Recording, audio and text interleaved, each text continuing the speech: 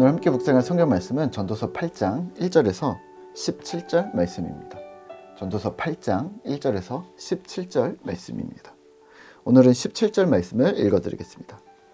또 내가 하나님의 모든 행사를 살펴보니 해 아래에서 행해지는 일을 사람이 능히 알아낼 수 없도다.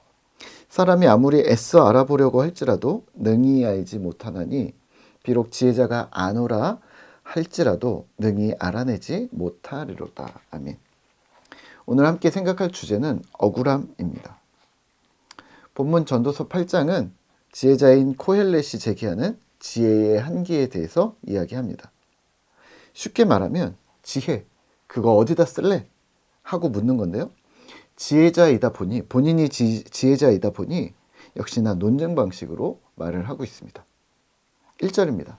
누가 지혜자와 같으며 누가 사물의 이치를 아는 자이냐. 사람의 지혜는 그의 얼굴에 광채가 나게 하나니 그의 얼굴에 사나운 것이 변하느니라. 아멘. 누가 참 지혜자인가 생각해보라. 이렇게 질문합니다. 누가 지혜로운 사람인가? 누가 사물의 이치를 깨달았는가? 당신은 누구라고? 무엇이라고 대답하겠는가? 하고 지금 우리에게, 여러분들에게 질문하고 있는 겁니다. 물론 지혜가 주는 유익과 가치에 대해서 언급을 조금 합니다. 사람의 얼굴을 변하게 하고 빛나게 하고 완고함을 바꾼다. 지혜자는 때와 판단을 분별할 수가 있다. 5절에서 이런 이야기들을 합니다. 하지만 결국 이걸 어디다 쓸래? 라고 묻습니다. 7절입니다. 사람이 장래일을 알지 못하다니 장래일을 가르칠 자가 누구이랴. 8절입니다. 바람을 주장하여 바람을 움직이게 할 사람도 없고 죽는 날을 주장할 사람도 없으며 전쟁할 때를 모면할 사람도 없으니 악이 그의 주민들을 건져낼 수 없느니라. 지혜가 있어도 기실 코엘렛 본인이 지혜자이면서도 인생을 컨트롤할 수 없다고 말합니다. 장래일을 알지도 못하고 그렇다고 예견할 수도 없고 바람을 움직이는 것처럼 바람을 움직이는 사람이 없는 것처럼 또 죽는 날을 지정하는 연장하거나 이렇게 할 수 있는 그 못하고 또 일어나는 전쟁을 막아낸다거나 이런 일들이 지혜를 추구한다고 해서 실질적인 도움이 되지 못했다라는 자신의 한계를 고백합니다. 이런 문구를 볼 때마다 삼국지의 제갈공명이 생각이 나는데요. 완전 딱 들어맞는 것 같지 않나요? 그런 제갈공명과 같은 미래를 예견하는 사람, 바람을 움직이고 기상을 예측하고 이런 탁월한 선견지명으로 전쟁을 막고 부족한 식량을 해결하고 이런 자가 있으면 좋겠다는 상상을 해봅니다만 그건 소설인 것이죠. 현실은 훨씬 더 혹독합니다. 지혜의 한계는 지금 이 정도로 끝나지 않습니다. 더 심각하게는 세상에 있는 부조리와 악, 불평등에 대해 지혜자는 이어서 이야기합니다. 9절입니다. 내가 이 모든 것들을 보고 해 아래에서 행하는 모든 일을 마음에 두고 살핀즉 사람이 사람을 주장하여 해롭게 하는 때가 있도다. 사람이 사람을 주장하기 시작합니다. 다른 게 조절이 안 되니까요. 그리고 이롭게 함이 아닌 해롭게 합니다. 착취와 억압을 떠오르게 합니다. 7절과 8절과 같은 일들이 어찌할 수 없는 인간이 결국은 사람이라도 물건이라도 컨트롤하고 싶어 합니다. 그리고 그 일은 결국 해롭게 됨으로 나타납니다. 그러면 이런 악인이죠. 악인이 죽으면 어떻게 될까요?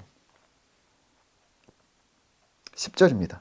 그런 후에 내가 본즉 악인들은 장사 지낸 바 되어 거룩한 곳을 떠나 그들이 그렇게 행한 성읍 안에서 잊어버린 바 되었으니 이것도 헛되도다. 전도서는 문구를 번역하면도 어려움과 난해함이 많은 부분이 있는데요.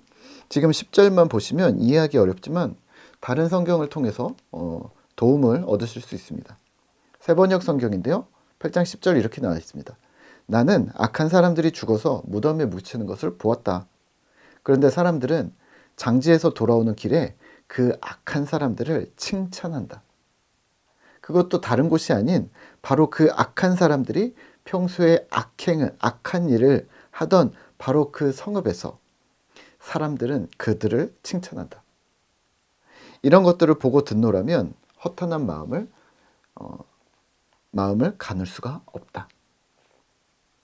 헛되도다라는 헤벨이라는 단어에는 많은 의미가 내포되어져 있습니다. 세번역에서는 지금 허탈한 마음을 가눌 수가 없다라고 표현하는데요.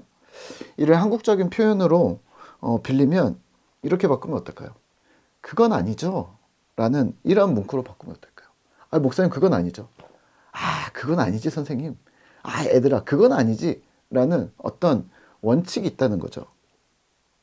악한 사람들이 죽었다고 그들의 악행을 잊어버리는 건, 그들을 용서해 주자는 건 그건 아니잖아 라고 말하는 겁니다. 시편 기자도 비슷한 말을 합니다.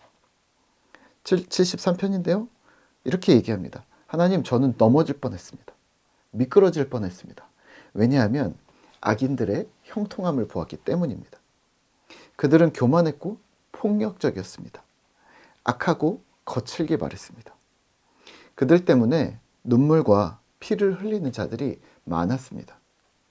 하지만 그 악인은 건강했습니다. 그 악인은 떵떵거리고 살았고 불편함도 없이 살았습니다. 심지어 그들은 죽을 때도 고통이 없었습니다. 코엘렛이 이를 보았다면 그건 아니지, 헤벨이라고 말했을 겁니다. 나는 인정할 수 없다는 겁니다. 인정할 수 없고 불복할 수 없는 사안들에 대해서 우리가 일생 동안 그렇게 추구했던 지혜가 아무런 영향을 미치지 못했다는 한탄이 묻어나옵니다. 그래서 억울하다, 헛되다라고 말합니다. 그러면 오늘 우리는 말씀을 묵상하며 무엇을 기억해야 할까요? 10절에서 헛되도다, 14절에서 헛되도다 라고 말하는 지혜자의 상심은 무엇을 표현하는 걸까요? 지혜의 한계입니다. 그가 고백합니다. 나는 인생의 해법을 찾지 못했다 라는 고백입니다. 지혜자이면서 지혜를 추구하라고 말하면서 실제 지혜자인 나는 해답을 찾아내지 못했다라고 고백합니다. 인간의 힘으로 어찌할 수 없는 불가항력적인 일들, 건강, 자연현상, 사회현상, 국가 간의 전쟁, 평화, 이런 일들 뿐만 아니라 악인이 승승장구하는 것, 하나님의 심판이 연기되어지거나 늦춰지는 것, 정의 실현이 끝이 보이지 않는 것처럼 지지부진한 현실에서 자신은 답을 찾아내지 못했다라고 말합니다.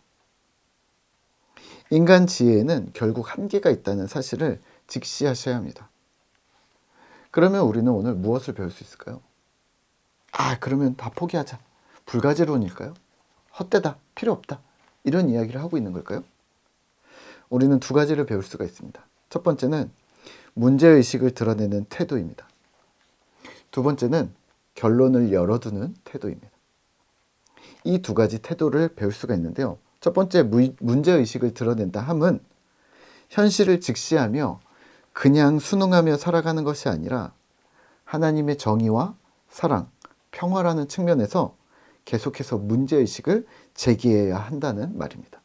무엇이 옳은 방향인지를 생각하며 그와 달리 움직이는 현실에서 옳은 방향이 무엇인지 계속 되물어야 합니다. 사실 우리는 문제의식을 드러내기를 어려워합니다. 지식이 부족하기도 하지만 또 내까짓 게 뭘 할 수 있겠어 라는 이런 패배의식들이 많습니다.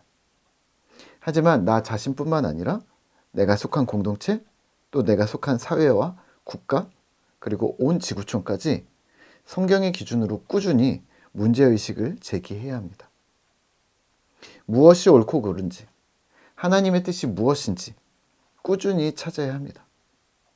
그렇게 하지 않고 가만히 있을 때 우리의 시대는 억울함이 가득할 것입니다.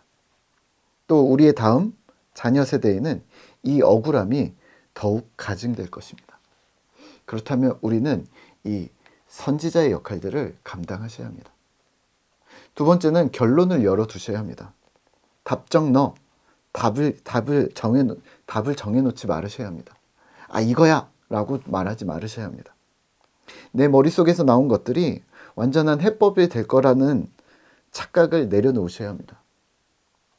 실제적인 해답을 섣불리 제시하기보다는 자신의 무지와 한계를 인정했던 오늘 지혜자 코엘렛의 겸손한 태도가 우리에게 필요합니다.